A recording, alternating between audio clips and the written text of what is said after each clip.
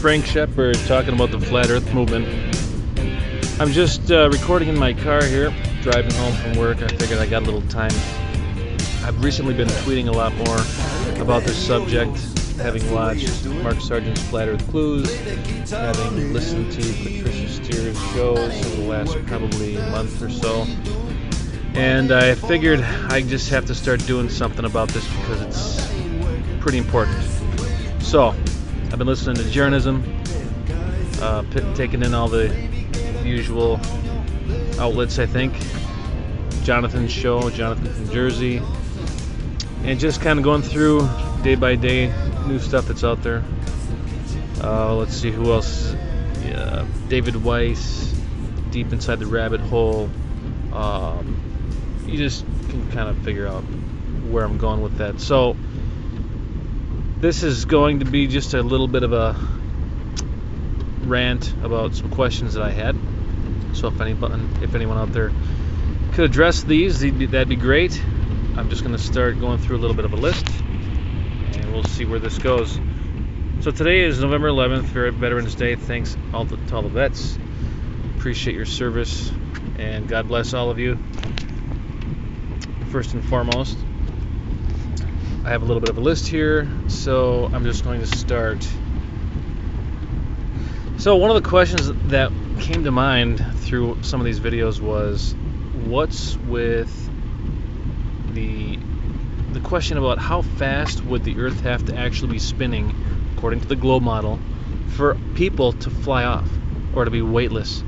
Since water doesn't seem to fly off or anything, how does that work? Apparently there's over 1,000 miles an hour spin at the equator, and there is 0 mile per hour spin at the North Pole. So I just figured, you know what? They've been saying that if you take a 1 pound weight, weigh it at the equator, you take a 1 pound weight, same weight, weigh it at the North Pole, the 1 pound weight at the equator should be measurably lighter. To what degree, I'm not sure, but it should be measurably lighter because it's spinning faster, meaning it will be spinning away from the Earth's core at a faster rate, like with centrifugal force. That's a question I had. I would love to have someone do this. Of course, no one can get to the North Pole that I know, so I'm not sure how that's going to be resolved. But if anyone knows out there how to work this out, according to that globe model, how fast would the Earth actually have to be spinning for someone to fly off, or to achieve, what is it, the escape velocity of the Earth, which is like I don't even know what it is. I'm not even gonna hazard a guess on that. Anyway, number 2 would be it's the moon. The moon is a big question mark for me. One of the questions was, why are there what seems to be craters on the moon? And I'm wondering, it kind of made me think, okay, we always see the same side of the moon. Apparently it's in a 1-to-1 spin orbit coupling, i.e. geosynchronous orbit, meaning you only see the one face of the moon at all times, facing Earth. So it made me wonder, why does there seem to be what appear to be craters on the moon if A, space doesn't exist as far as the Flat Earth model goes? What are those crater-like images? Okay, so that made me think of a follow-up question to that, which would be, are there any drawings from years past, from the ages past of the moon? If so, and I haven't even looked this up yet, it might be readily available online, but if there are drawings from way back when, who knows, 100 years ago, 200 years ago, 500 years ago of the moon, do those drawings reflect what we see today, or have things changed? Has the moon's appearance changed from centuries past? Just a thought, just a question, because I thought, okay, Mark Sargent goes off on the fact that he believes in the domed and closed world. Okay, I can go with that. I don't know. So I was thinking, and so that tells me right away that there's someone that created this thing. And full disclosure here, I'm a Bible-believing Christian. I believe that's just more proof for God. But he goes as far as to say, he says them. Well, they can do anything. They can make it look like anything. So if anyone out there has heard of Tom Horn or L.A. Marzulli or Rob Skiba, they talk about the Nephilim and the fallen angels and all that kind of stuff, where in Genesis chapter 6 in the book of Enoch talks about how the fallen angels came into the women, the daughters of men. So the sons of God, i.e. fallen angels, came into the daughters of men and took them as wives and all that. So there was a race of these fallen angels that manipulated the earth and kind of were causing destruction. So I thought, hey, you know what, maybe these fallen angels could have manipulated the appearance of the moon, for all we know. Tom Horn and Chris Putnam, they wrote a few books about how they believe that what we call UFOs or aliens are actually fallen angels, and they're demonic and extra dimensional beings. Okay, so I would think that they would have the technology or the wherewithal to make things, to kind of tweak God's creation and to make it look different. Just a thought. So I thought, well, hey, you know what? Maybe the Nephilim obviously would know or have a better idea what the moon is and what the sun is if it's not the globe model spherical bodies, and they can just go up there and mess around with it, and so that God's children, us, are deceived into believing that, hey, we live on a spherical earth or a spherical planet. Sorry about the rain, if you guys can hear that. I'm driving through a little bit of a rain storm here. Anyway, that's number 2. What's going on with the moon and its craters? Number 3, what about this question? I was just wondering, how they can say, well, we can bounce a laser off the moon, and that's how we know it's such and such, 100 or 237 miles away, or whatever they say. I was just thinking, okay, we need to really revisit that. I haven't looked this up yet, but I don't believe we went there. I don't know where they're getting these numbers. I don't know anything about this whole laser bouncing off the moon issue. But that being said, I was thinking, what would happen if we tried to bounce a laser off the sun? Now, who was it? Orphan Red, I forget her real name, who was on the Mark Sargent's show, Strange World, a couple weeks ago. She had this equation about how she figured out that the Earth, or the sun, was about 3,600 miles away from the Earth, because using some trig or some kind of a calculation with triangulating the Earth's or the sun's position from the Earth. And I've heard other flat earthers talk about how it's between 3,000 and 5,000 miles away, and who knows how wide it is. But it just made me think about how, okay, what's the sun? How far away is it? Is it 93 million miles away? Apparently not. No. I mean, so how do we figure that out? Is it through trig? Is it through, can we bounce a laser off of it? I don't know. But it's just making me think. So if you guys can think of something, let me know. I like to use Twitter at Frank W. Shepard. That's FrankwShepard. So let me know there, or leave a comment. This will be my first, video on YouTube. Not even sure what it's going to look like yet, because I'm just kind of driving here and talking, and probably put a slideshow together later and upload it. Okay, number 4. This was really good, making me think a lot. The question is, are satellites, what the heck are satellites? Like, quote-unquote satellites.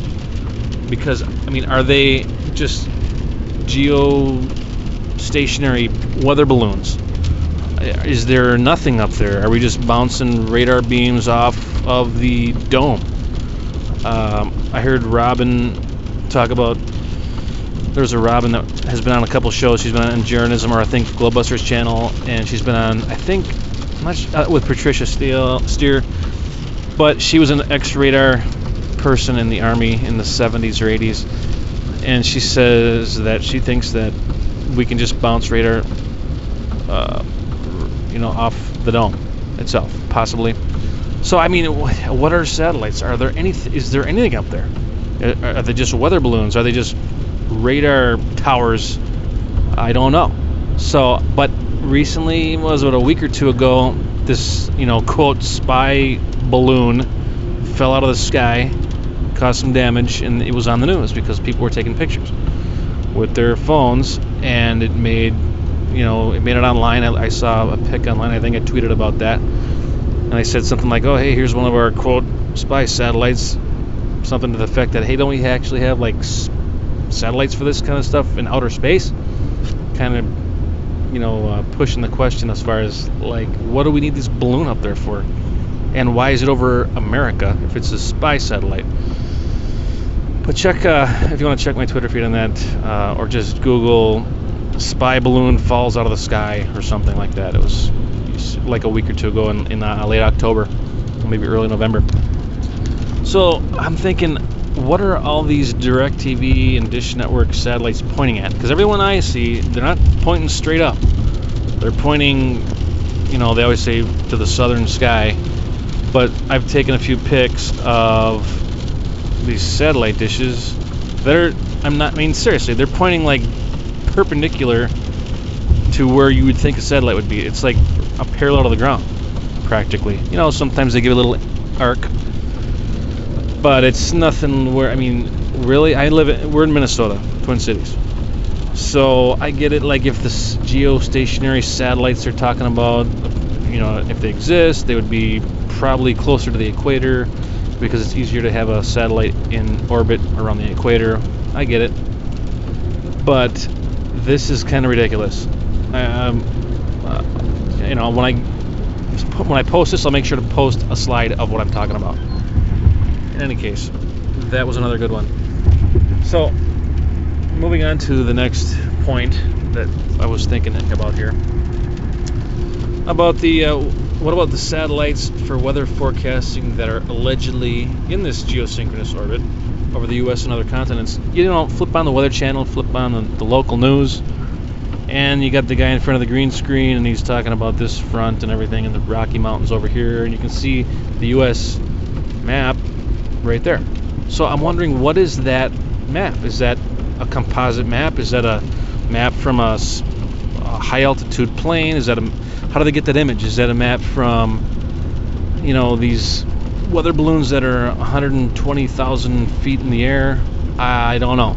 Is it from satellites? Maybe. Who knows? How do they get the picture? How do they make and compose the fronts? And you'll see the density, graphics on there with the different colors and everything, or they'll show the cloud cover, and it'll just look like, well, there's something up there taking this shot, and it's the same picture, the same perspective I get every night when I watch the 6 o'clock news. There must be a satellite up there, right? Or not so fast. Just some random thoughts. Anyone has any insight on this, please let me know. Number 6. I think I kind of covered this. What are all the DirecTV satellites pointing at? Does this mean that satellites actually exist? Actually, I can expand a little bit on this one, because around here I've seen, now that I'm kind of looking for this stuff, I've seen some pretty tall, I don't know if they're radio towers or cell towers or whatever, around here.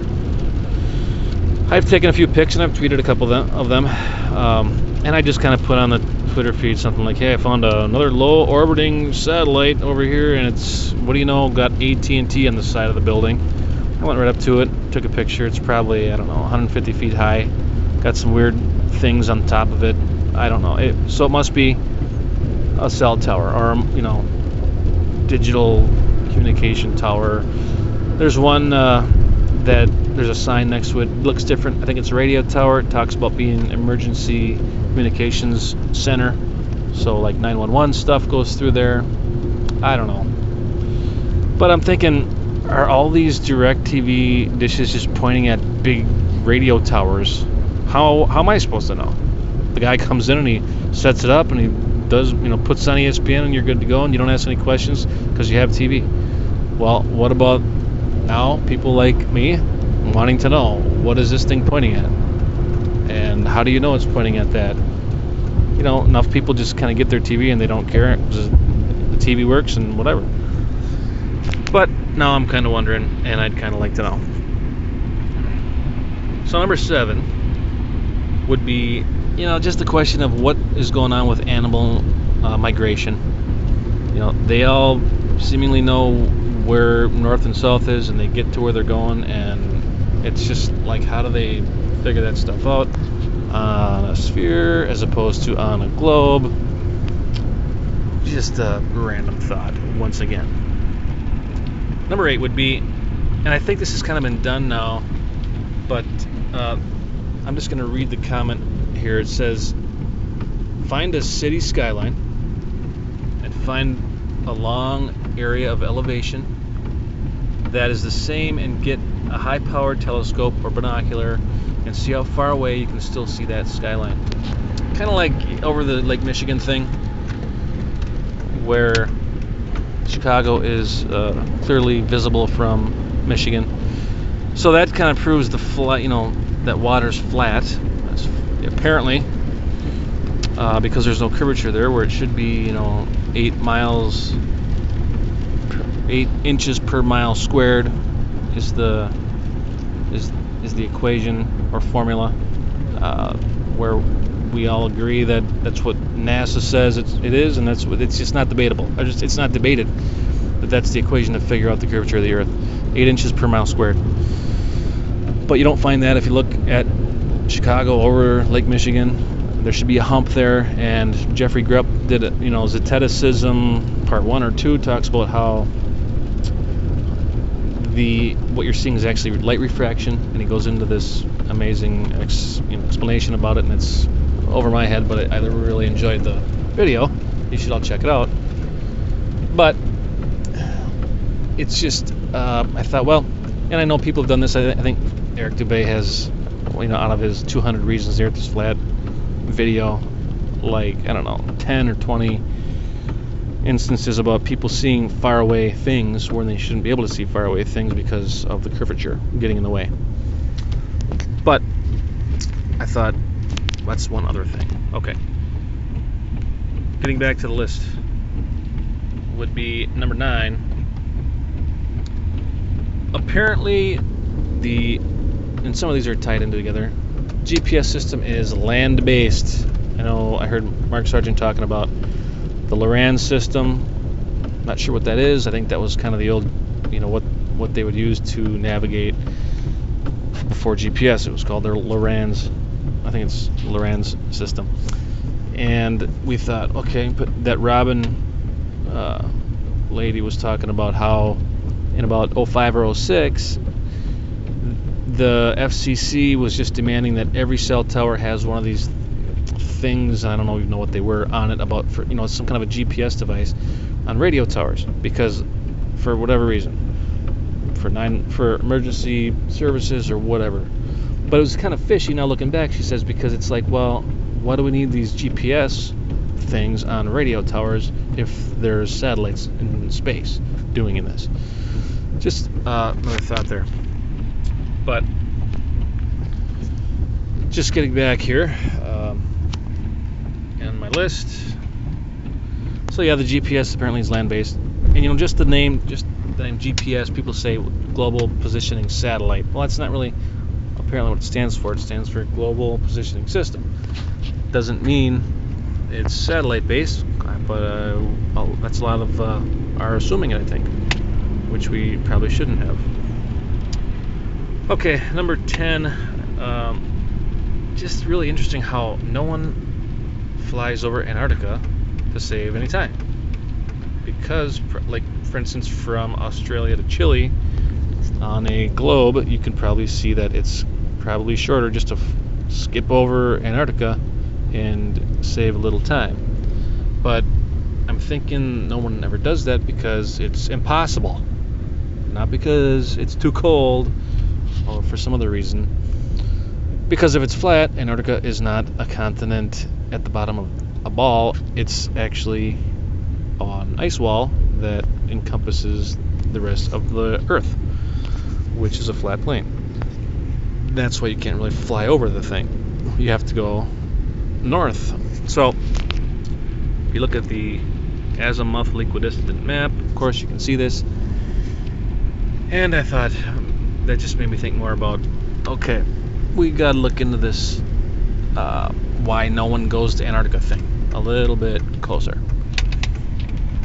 And also, a side note, that whole Antarctic boat race they're apparently having is pretty suspicious. I've heard that I think it was Bob from Journalism in the Globe Busters show said that he was looking into it, or somebody was, and just finding dead end after dead end, and just kind of strange. So, are they doing it? I think from the info that I heard, they don't actually even go around the whole thing. It's like a horseshoe shape. I think Mark Sargent said that. Just weird. Just questions, red flags, and I don't think they've been doing this forever. It's like a new thing, and it seems like people like, the military or NASA or whoever is in charge of this kind of stuff is just kind of getting a little antsy and a little bit desperate, because it seems like, what are we going to do? Let's announce a boat race around Antarctica like it's no big deal, or let's have Neil deGrasse Tyson release a picture of the jack-o'-lantern sun during Halloween. What a coincidence. Or the Skull asteroid that passed, that NASA says, oh, this is kind of weird too, what do you think? So it's just more desperation apparently from NASA, because we're asking questions and we're becoming more conscious and aware of their unforwardness about the truth. It just is too shady, and they're not addressing it, and it's just more suspicious. So, moving along with my list. The Southern Hemisphere flight paths are a dead giveaway, and that's the final notation I've got here. Because if you look on a flat Earth map, two things. One was, a month ago or so, this lady was flying from Bali to LA, and I think she had a baby on the plane, or was going to, so they had to, make an emergency stop along the way. And what is between Bali and LA but water? So it's kind of like, well, you can't stop anywhere, and you could have maybe stopped in Hawaii, or who knows where, if there's anything in between. Anyway, but no, they stop from a trip from Bali to LA. They stop in Alaska, and that doesn't make sense on a globe Earth. And this wasn't a flat Earth article; it was just an article that some flat earthers kind of picked up on, and an eyebrow or two were raised, and we thought, wait a second, this doesn't make too much sense. Put it on the flat Earth map, however, and it's a straight line. Alaska's on the way to LA from Bali, so it's kind of like, okay, what do you do with that info?